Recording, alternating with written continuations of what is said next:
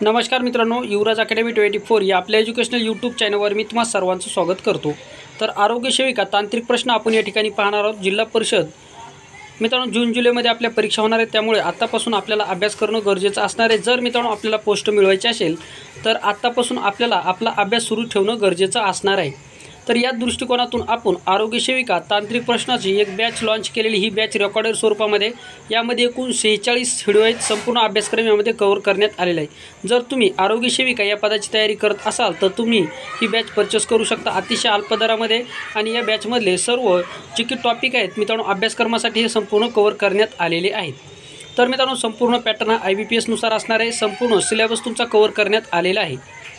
तर आज या व्हिडिओच्या माध्यमातून आपण आरोग्य सेविका या पदासाठी तांत्रिक महत्त्वाचे प्रश्न पाहणार आहोत। यापूर्वी आपला एक व्हिडिओ झालेला आहे, तो जर व्हिडिओ पाहिला नसेल तर त्याची लिंक मी व्हिडिओच्या डिस्क्रिप्शन बॉक्समध्ये देत आहे। तर चला वेळ न लावता व्हिडिओची सुरुवात करूया।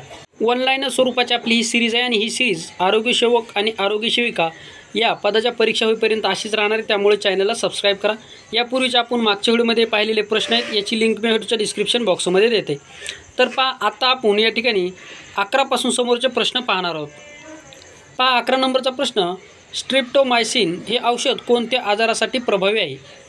ट्रिप्सोमायसिन हे जे काही औषध आहे हे कोणत्या आजारासाठी वापरलं जातं? तर TB या आजारासाठी वापरलं जातं। मग आता TB विषयी आपण थोडक्यात माहिती पाहूया परीक्षेच्या दृष्टिकोनातून। TB या आजारावर ट्रिप्सोमायसिन तसेच मित्रांनो रिफाम्सिन हे औषधसुद्धा वापरलं जातं, लक्षात ठेवा। आणि TB जो का आजार आहे हा जीवाणूपासून होणारा आजार आहे। या जीवाणूचा शोध कोणी लावला? तर रॉबर्ट कॉक या शास्त्रज्ञाने TB या आजाराचा जीवाणूचा शोध लावलेला आहे। आणि TB या आजारावर जी काही लस दिली जाते जिचं नाव आहे BCG ही लस दिली जाते। याला बॅसिलस क्लायमेट ग्युरिन असं म्हटलं जातं। आणि जागतिक TB रोग दिन म्हणून 24 मार्च हा दिवस जागतिक TB रोग दिन म्हणून साजरा केला जातो। त्याच्यानंतर हा जो काही TB आजार जो आहे तर हा आजार संसर्गजन्य आजार आहे, लक्षात ठेवा संसर्गजन्य आजार आहे। आणि जगामध्ये सर्वात जास्त कोणत्या आजाराने रोग मरत असतील तर TB आजाराने जगामध्ये सर्वात जास्त रोग मरतात। आता TB आजाराचे लक्षण जर विचारलं तर पहिलं लक्षण तुम्ही काय सांगू शकता? 2 आठवड्यापेक्षा जास्त खोकला राहणे। त्याच्यानंतर दुसऱ्या नंबरचं याचं कारण काय असू शकतं? लक्षण जे आहे 2 नंबरचं तर ते आहे, पहिलं लक्षण काय सांगितलं? 2 आठवड्यापेक्षा जास्त खोकला राहणं। दुसरी गोष्ट म्हणजे दुसरं लक्षण हलकीशी ताप येणं आणि घाम येणं, हे एक दुसरं लक्षण आहे। त्याच्यानंतर तिसरं लक्षण असं आहे की तुम्हाला भूक लागत नाही, या आजारामध्ये भूक लागत नाही। त्याच्यानंतर तुमचं जे काही वजन आहे झपाट्याने कमी होत असतं, हे TB या आजाराचं लक्षण आहे। आणि तिसरी आणि चौथ्या सगळ्यात महत्त्वाचं लक्षण म्हणजे तुमच्या खोकल्याद्वारे या ठिकाणी बेंडक्याद्वारे हे रक्त पडत असतं, हे लक्षात ठेवायचे। एवढे महत्त्वाचे मुद्दे परीक्षेच्या दृष्टिकोनातून तुमच्यासाठी महत्त्वाचे आहेत आरोग्य सेविका या पदासाठी। जर तुम्ही आरोग्य सेविका या पदाची तयारी करत असाल तर अशा स्वरूपामध्ये आपल्या चॅनलवर जी काही बॅच आहे तर ह्या बॅचमध्ये डिटेलमध्ये माहिती मी तुम्हाला दिलेली आहे। 12 नंबरचा प्रश्न पहा, बिलीव बेबी कशाला म्हणतात? बिलीव बेबी कशाला म्हणतात? तर पहा बिलीव बेबी कशाला म्हणतात तर या ठिकाणी जन्मताच हृदयामध्ये ज्या मुलाच्या हृदयामध्ये जन्मताच दोष असतो त्याला बिलीव बेबी असं म्हटलं जातं।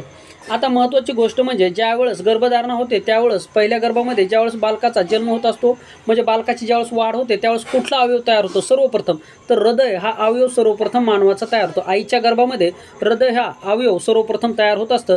आणि ज्यावेळेस आईच्या गर्भामध्ये बालकाची वाढ होत असते त्यावेळेस या बालकाला ऑक्सिजन असेल किंवा अन्न असेल हे पुरवण्याचं कार्य कोण करत असतं? तर ती उपरा करते।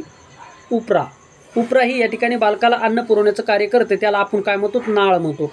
त्याला काय म्हणतो? आपण नाळ म्हणतो। हे तुम्हाला या ठिकाणी लक्षात ठेवायचं आहे। त्याच्यानंतर पुढचा प्रश्न पहा, 13 नंबरचा प्रश्न आहे, कांदे बटाटे यांना कोंब फुटू नये म्हणून त्यावर कोणत्या किरणाचा मारा केला जातो? कांदे बटाटे यांना कोंब फुटू नये म्हणून त्यावर कोणत्या किरणाचा मारा केला जातो? तर त्यावर गॅमा या किरणाचा मारा केला जातो। कांदे बटाटे यांना कोंब फुटू नये म्हणून त्यावर गॅमा या किरणाचा मारा केला जातो। 14 नंबरचा प्रश्न पहा, रक्तातील तांबड्या पेशीचा नाश होणे हे कोणत्या आजाराचे लक्षण आहे? तर रक्तातील तांबड्या पेशीचा नाश होणे हे कोणत्या आजाराचे लक्षण आहे? तर रक्तातील तांबड्या पेशी, आपल्या रक्तामध्ये पहा तांबड्या पेशी, पांढऱ्या पेशी आणि चपट्या पेशी असतात। तर रक्तातील तांबड्या पेशीचा नाश होणे हे या ठिकाणी मलेरिया आजाराचं लक्षण आहे। कुठलं? मलेरिया म्हणजे हिवताप या आजाराचं लक्षण आहे। तर मग हिवताप कशामुळे होतो? ती मादी कुठली आहे? जे डास चावल्यामुळे, ज्या डासाची मादी चावल्यामुळे आपल्याला मलेरिया नावाचा आजार होतो। मलेरिया मग आदिजीवापासून होतो, विषाणूपासून होतो, जीवाणूपासून होतो, हे तुम्हाला माहीत असणं गरजेचं आहे। त्याच्यानंतर पांढऱ्या पेशी, आपल्या रक्तामध्ये जे काही पांढऱ्या पेशी असतात यांना सैनिक पेशी असं म्हटलं जातं, हे सुद्धा तुम्हाला माहीत असणं गरजेचं असणार आहे।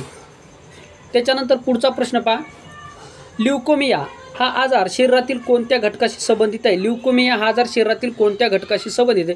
तर ल्युकेमिया हा जो काय आजार आहे शरीरातील पांढऱ्या पेशी या आजाराशी संबंधित असलेला आजार आहे. त्याच्यानंतर पुढचा प्रश्न पहा. मूतखड्याचा नाश करण्यासाठी कोणती उपचार पद्धती वापरतात? मूतखड्याचा नाश करण्यासाठी कोणती उपचार पद्धती वापरतात? तर मूतखड्याचा नाश करण्यासाठी लिथोट्रिप्सी नावाची उपचार पद्धती वापरली जाते. मूतखड्याचा नाश करण्यासाठी लिथोट्रिप्सी नावाची उपचार पद्धती वापरली जाते. कुठली? लिथोट्रिप्सी ही नावाची उपचार पद्धती या ठिकाणी वापरली जाते. महत्त्वाचा प्रश्न IMP प्रश्न आहे, लक्षात ठेवायचा आहे. त्याच्यानंतर पहा, हिल प्रक्रिया कोणत्या जैवरासायनिक प्रक्रियेशी संबंधित आहे? हिल प्रक्रिया कोणत्या जैवरासायनिक प्रक्रियेशी संबंधित आहे?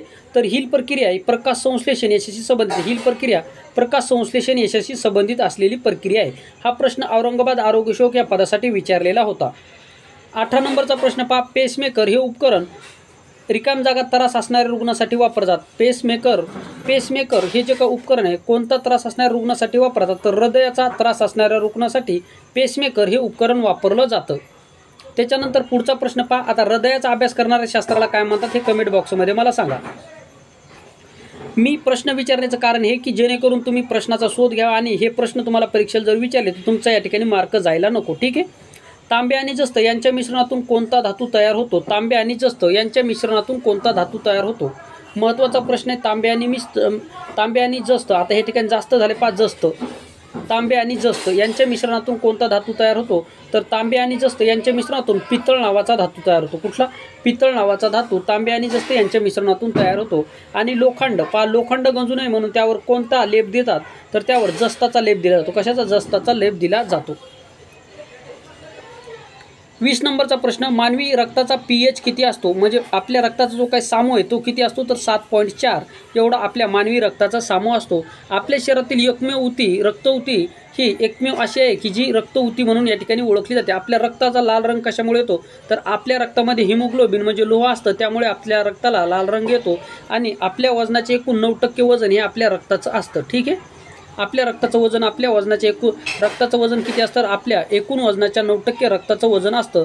आता रक्तामध्ये जे काही हिमोग्लोबिन असतं तर हे हिमोग्लोबिन काय करतं? आपण श्वासोच्छवासाद्वारे जे की ऑक्सिजन आपल्या शरीरामध्ये घेतो तर त्यावेळेस हा ऑक्सिजन संपूर्ण पेशीला पुरवण्याचं कार्य या ठिकाणी रक्तामधील हिमोग्लोबिन नावाची एक पेशी असते ही या ठिकाणी करत असते. हिमोग्लोबिन काय करत असते? तर रक्त संपूर्ण आपल्या शरीरातील पेशीला पुरवण्याचं कार्य करत असतं.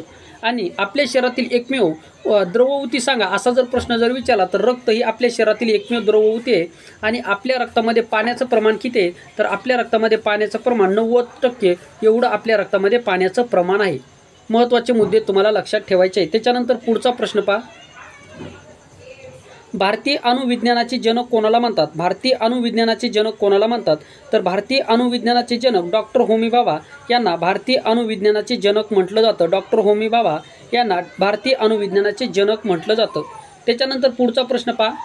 जगातील पहिले हृदय प्रत्यारोपण कोणत्या देशात झाले? तर जगातील पहिलं हृदयारोपण कोणत्या देशामध्ये झालं? तर जगामधील पहिलं हृदय प्रत्यारोपण हे दक्षिण आफ्रिका देशामध्ये झालं. कुठलं? दक्षिण आफ्रिका देशामध्ये झालं. हे तुम्हाला लक्षात ठेवायचं. तर हे पहिलं हृदय प्रत्यारोपण हे कोणी केलं? तर ख्रिश्चन बनार्ड या ठिकाणी या डॉक्टरांनी हे केलेले. ख्रिश्चन बनार्ड या डॉक्टरांनी जगातील पहिलं हृदय प्रत्यारोपण केलं. आणि भारतातलं पहिलं हृदय प्रत्यारोपण वेणुगोपाल या डॉक्टरने केले. वेणुगोपाल या डॉक्टरने भारतातील पहिलं हृदय प्रत्यारोपण केले. आता हृदय प्रत्यारोपण म्हणजे काय? म्हणजे एखाद्या व्यक्तीच्या हृदयाच्या जागी दुसरं हृदय या ठिकाणी बसवे याला हृदय प्रत्यारोपण असं म्हटलं जातं. आता 23 नंबरपासून पुढचे प्रश्न आपण पुढच्या व्हिडिओमध्ये पाहणार आहोत. अशा स्वरूपाची जर सिरीज पाहायची असेल तर चॅनलवर नवीन असाल चॅनलला सबस्क्राईब करा. आणि जर तुम्हाला आरोग्य सेविका या पदाची बॅच परचेस करायची असेल तर एकूण 46 व्हिडिओ या ठिकाणी रेकॉर्डेड स्वरूपामध्ये आहेत. यामध्ये मित्रांनो संपूर्ण अभ्यासक्रम आरोग्य सेविकाचा परिपूर्ण करण्यात आलेला आहे. त्यामुळे हा या ठिकाणी परचेस करू शकता आणि त्यामध्ये PDF सुद्धा तुम्हाला मिळून जातील. दुसरी महत्त्वाची गोष्ट म्हणजे आरोग्य सेवक या पदासाठी नवीन सिलेबसनुसार आपण 600+ क्वेश्चन ऑनलाईनर तयार केलेले आहेत. यामध्ये महत्त्वाची गोष्ट सर्व प्रश्न न्यू सिलेबसनुसार आधारित आहेत. आणि दुसरी महत्त्वाची गोष्ट जर आरोग्य सेवक या पदासाठी जर तुम्हाला टेस्ट सिरीज जॉईन करायची असेल तर एकूण 10 टेस्ट सिरीज आहेत. एका टेस्ट सिरीजमध्ये एकूण 20 क्वेश्चन समाविष्ट करण्यात आले. म्हणजे 200 क्वेश्चन हे सुद्धा तुमचे या ठिकाणी असणार आहेत. तर तुम्ही अशा प्रकारे टेस्ट सिरीज आणि आपले PDF परचेस करू शकता. अतिशय अल्प दरामध्ये या ठिकाणी तुम्हाला उपलब्ध करून देण्यात आले. जर तुम्हाला हे आरोग्य सेविकाची बॅच जॉईन करायची असेल तर 79 77 09 2714 या नंबरशी तुम्हाला संपर्क साधू शकता आणि ही बॅच परचेस करू शकता. 100% तुम्हाला याचा फायदा होईल. तर या ठिकाणी थांबूयात, पुन्हा भेटूयात एका नवीन व्हिडिओमध्ये. तोपर्यंत थँक्यू, धन्यवाद, टेक केअर, बाय बाय.